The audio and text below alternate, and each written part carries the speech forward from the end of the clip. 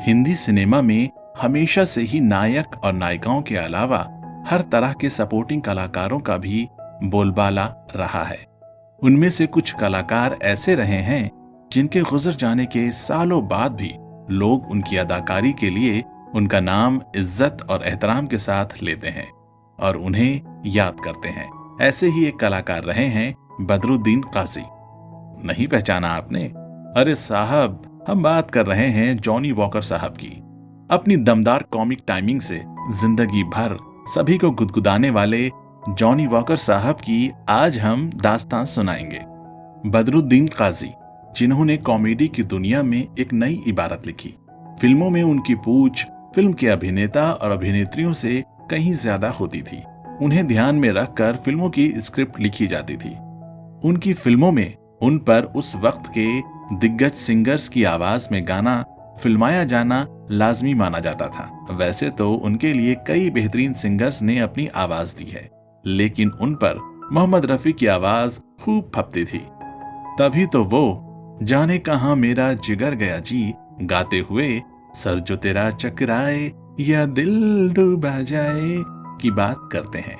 और जब उनका दोस्त दूल्हा बनता है तो उससे कोफ्त करते हुए खुद के दूल्हा बनने की बात करते हुए गाते हैं, मेरा यार बना है दूल्हा और फूल खिले हैं दिल के, अरे मेरी भी शादी हो जाए सब दुआ करो है मिलके। मोहम्मद रफी की आवाज में फिल्माया गया ये गीत आज भी अगर शादियों में बैंड और डीजे वाले ना बजाएं तो शादियां अधूरी मानी जाती हैं। 11 नवंबर को हिंदी सिनेमा के महान हास्य कलाकार जॉनी वॉकर का जन्मदिन होता है। इनका जन्म स्थान रहा इंदौर, एमपी। इनका असली नाम बदरुद्दीन काजी था, लेकिन फिल्मी पर्दे पर ये जाने गए जॉनी वॉकर के नाम से। इनकी जिंदगी की कहानी किसी फिल्म की स्टोरी से कम नहीं है। दरअसल उनके वालिद साहब जमालुद्दीन काजी श्रीनगर के कपड़ा मिल में मजदूरी किया करते थे। किसी वजह से कपड़ा मिल बंद हुई तो पूरा परिवार मुंबई आ गया रोजी रोटी की तलाश में। लेकिन अकेले पिता के लिए 12 लोगों के परिवार का भरण पोषण करना काफी मुश्किल हो रहा था। पिता के कंधों का ये भार बदरुद्दीन काजी से नहीं देखा गया और उन्होंने Bambai electric supply and transport यानी कि बेस्ट की बसों में एक कंडक्टर की नौकरी कर ली। मशहूर कॉमेडियन नूर मोहम्मद चार्ली से प्रभावित होकर इन्हें फिल्मों का चस्का लग गया और इनकी दिली तमन्ना थी कि ये भी उनकी तरह फिल्मों में काम करें। अपनी कंडक्टर की नौकरी के दौरान ये अक्सर मिमिक्री से यात्रियों का मनोरंजन करते रहते थे, जिससे इनका शौक भी पूरा होता था और साथ ही साथ यात्रियों का मनोरंजन भी हो जाया करता था। माहिम में एक एक्स्ट्रा सप्लायर ने इन्हें देखा तो फिल्मों में एक्स्ट्रा का काम दिलाने का वादा भी किया। भीड़ में खड़े होने के एवज में इन्हें महज 5 रुपए मिलते, जिसमें से 1 रुपया वो सप्लायर ले लेता। शूटिंग के बीच फुर्सत के दौरान सितारों के मनोरंजन के लिए लोग अक्सर बदरू को बुला लेते और लतीफे, किस्से, कहानियां सुनाने को कहते। बदरू का अंदाज़े बयां बेहद खास था। फिल्म के सेट पर वो सबके चहीते हुआ करते थे। हलचल ये फिल्म 1951 में रिलीज हुई थी। इस फिल्म की शूटिंग के दौरान बलराज साहनी ने जब बदरू को दिलीप कुमार, याकूब जैसे स्टार्स का मनोरंजन करते देखा तो उन्हें थोड़ा सा बुरा लगा। बाद में उन्होंने बदरू को अकेले में बुलाकर कहा, तुम कलाकार हो, कोई भांड नहीं, अपनी कला की इज्जत करना सीखो। बदरू ने जब उन्हें अपनी मजबूरी बताई तो बलराज साहनी का दिल पसीज गया और उन्होंने एक आइडिया सुझाया और अगले दिन मशहूर फिल्मकार गुरुदत्त के ऑफिस में आने को कहा। बलराज साहनी उन दिनों गुरुदत्त के साथ मिलकर बाजी फिल्म की स्क्रिप्ट लिख रहे थे। अगले दिन गुरुदत्त अपने ऑफिस में चेतन आनंद के साथ कुछ डिस्कस कर रहे थे कि बदरुद्दीन अचानक आ धमके और शराबी की एक्टिंग शुरू कर दी।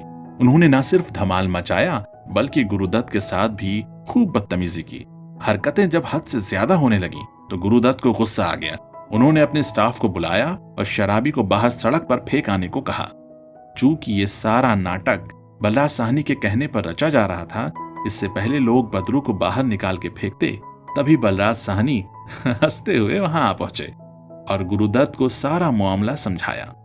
गुरुदत्त इतना खुश हुए कि उन्होंने बदरू की पीठ थपथपाकर न केवल उनकी एक्टिंग की दिल खोलकर तारीफ की, बल्कि अपनी फिल्म बाजी में फौरन उन्हें एक रोल दिया। और शराबी की इतनी शानदार एक्टिंग करने के लिए विस्की की एक मशहूर ब्रांड की तर्ज पर बदरुद्दीन काजी को जॉनी वॉकर का फिल्मी नाम दे दिया। फिर इसके बाद बदरुद्दीन काजी उर्फ जॉनी वॉकर ने कभी भी पीछे मुड़कर नहीं देखा। उन्होंने अपनी ज्यादातर फिल्मों में अच्छी भूमिकाओं के साथ साथ शराबी की भूमिका भी खूब निभाई। उनकी कॉमिक की टाइमिंग के सभी दीवाने थे। उन्होंने अपने जमाने के सभी बड़े फिल्म मेकर्स के साथ काम किया। उनके ऊपर फिल्माए गए गानों को लोग आज भी बड़े चाव से गुनगुनाते हैं। हिंदी सिनेमा के वो एक ऐसे अदाकार थे जिन्होंने कभी भी शराब को हाथ नहीं लगाया, मगर जब भी पर्दे पर शराबी का किरदार अदा करते तो ऐसा लगता था कि उनसे बड़ा कोई बेवड़ा नहीं है। गुरु दत्त के साथ उनकी खूब जमती थी और उनकी लगभग सभी फिल्मों में वो नजर आए, जैसे Aar Paar, Mr and Mrs 55, CID, Pyaasa, Kaagaz Ke फूल। इन सभी फिल्मों में जॉनी वॉकर को उन्होंने महत्वपूर्ण भूमिकाएं दी। फिल्म प्यासा में उन पर फिल्माया गया मोहम्मद रफी का चंपी मालिश वाला गीत, सर जो तेरा चकराए या दिल डूबा जाए, आजा प्यारे पास हमारे, काहे घबराए काहे घबराए। ये गीत काफी मकबूल हुआ था। 1958 की फिल्म अजी बस शुक्रिया में गाना बना, सच कहता है जॉनी वॉकर घर की मुर्गी दाल बराबर। जॉनी वॉकर कॉमेडी की भूमिकाओं में इस कदर जमे कि उन्हें मुख्य भूमिका में लेकर मिस्टर कार्टून, एमए, जरा बच के, रिक्शा वाला, मिस्टर जॉन जैसी फिल्में बनने लगीं। उनकी एक फिल्म का तो नाम ही जॉनी वॉकर था।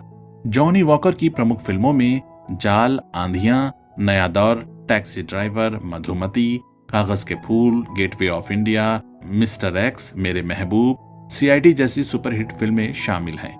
उनकी लोकप्रियता का आलम यह था कि छोटे भाई कमालुद्दीन काजी ने अपना नाम टॉनी वॉकर रख लिया और कई फिल्मों में काम किया। फिल्म आर पार की शूटिंग के दौरान नायिका शकीला की छोटी बहन नूरजहां से उनकी मुलाकात मोहब्बत में कब तब्दील हो गई उन्हें पता ही नहीं चला और फिर गुपचुप तरीके से उन्होंने निकाह भी कर लिया। बांद्रा और फिर अंधेरी में बने अपने बंगले का नाम उन्होंने अपनी बीवी के नाम पर नूर विला रखा। उन्होंने खूब फिल्मों में काम किया, कई फिल्में प्रोड्यूस भी की और पहुंचे हुए लोग फिल्म का निर्देशन भी किया। अपने 35 साल के फिल्मी करियर में उन्होंने करीब 325 फिल्मों में काम किया और सिनेमा से संन्यास ले लिया। मगर ऋषिकेश मुखर्जी के आग्रह पर आनंद और गुलजार के आग्रह पर चाची 420 की भावनात्मक भूमिकाएं उन्होंने की।